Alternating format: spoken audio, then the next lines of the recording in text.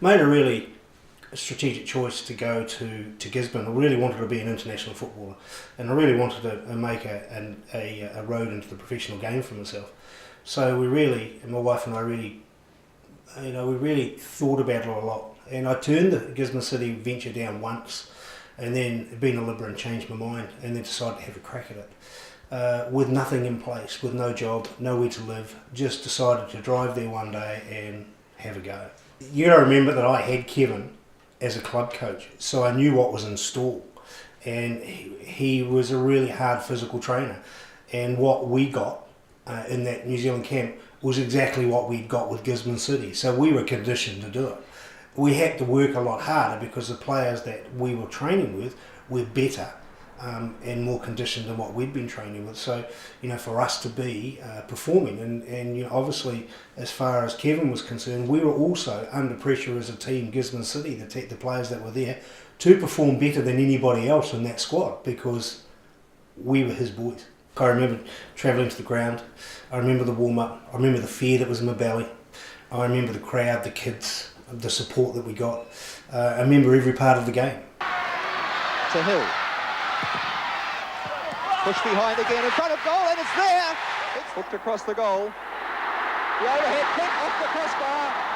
Oh, look, it was frightening. I mean, again, from the build-up, driving the bus and the police on the motorbikes, kicking the cars out of the way, literally having their motorbikes kicking the side of cars to get them out of the way. Us turning up at the ground, 110,000 people roaring. It was absolutely frightening. The substitutions, the referee is not turning. New Zealand now content to hold the ball. And here's a break with a chance. Goalkeeper going up, not it over the goalkeeper's head, and it will bounce in the net, and New Zealand have scored. Yeah, fires and batteries coming, being batteries from radios being thrown at us, people trying to grab us on the sidelines. Whether they were grabbing us, and I never figured this out, whether they were grabbing us to say well done or grabbing us to try and pull us in the crowd, you never found out. Because as soon as someone tried to grab you, the security guy would hit him with a baton. And a magnificent ball for Mackay. New Zealand playing with bags of confidence now, looking a good side. Cole, Grant Turner, there's the header, in the back of the net, 2-0, New Zealand 2-0. Basically what happened is I got a phone call from a chap. Kevin Fallon came to me during the night and said to me, we were having a few beers and the boys were having a good time. They said to me, look, there's a guy on the phone who wants to talk to you. No worries. And I remember him saying his name was Tommy Doherty. And he says to me, would you come and play for me? And I was a young kid. I didn't know who Tommy Doherty was. We were having a beer with a bunch of good players and a bunch having a good time. And I went, look, not a good time to talk about it. Give me a shout later on. See ya. Hung up. I went back to Fallon, and Fallon turned around and says, did you talk to this guy? I says, yeah, it's okay, no worries. Fobbed it off. Fallon had already done a deal. And I had missed the opportunity to become a professional because I didn't know who Tommy Doherty was. Wooden is onside, here's a chance. Will he push it across in front of Grant Turner? He does. It's in the back of the net, 3-0. Pushed across, Cole looking for it, Grant Turner at the far post, turns it back in, and it's number 4. Cole. Grant Turner flicking in the air. Grant Turner running through. Round his man, there's his shot in the back of the net. That's a goal that only Grant Turner would score. New Zealand 2-0. First of all for me, it was every time I was named in a side, I was surprised, no matter what it was, because I'd always thought I wasn't good enough to play for New Zealand. I remember that I was a kid that was making my way and had never experienced the stuff that these guys were offering. And when I went into the Fiji game, for instance, it was no different from any other game. There was no difference in the build-up between Australia, Indonesia, Taiwan. Everybody's attitude was exactly the same. Flicked on again. Here's Grant Turner in front of goal.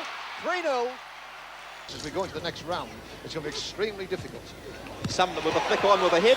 Brian Turner's in there. Grant Turner's in. And the goal has been given. I was pretty annoyed with Edshead because I got 2 goals and I'd had an injury and he pulled me off. So I couldn't get my head trick. So I was pretty annoyed with that, with John Edshead, because I'd never scored a hat trick as a player from the international side. So I was a bit annoyed. Obviously because I felt my performance hadn't been good enough, but he just rested me because I'd had this injury. 13-0, at the end of the day, probably could have been 16 or 17. We had a game plan. Again, Fallon and Edsy had changed a couple of things to put me in a couple of different areas to try and create some trouble for them. And, it had worked. They tried a couple of things. They tried to, they nailed Bothy. They got Duncan. They got a few other players. Missed me, but I don't know why, but I guess I was the forefront of them trying to get to them. But at the end of the day, it was tough. Man, it was tough. The game was incredibly tough when you're talking about the heat, the amount of running that was involved and the tension that was involved in everything you did because everything was on the line.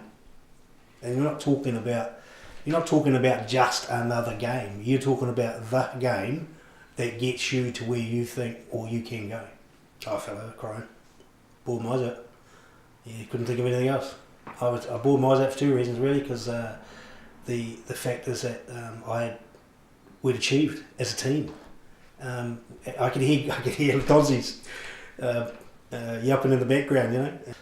We'd achieved to do something that another team had never done.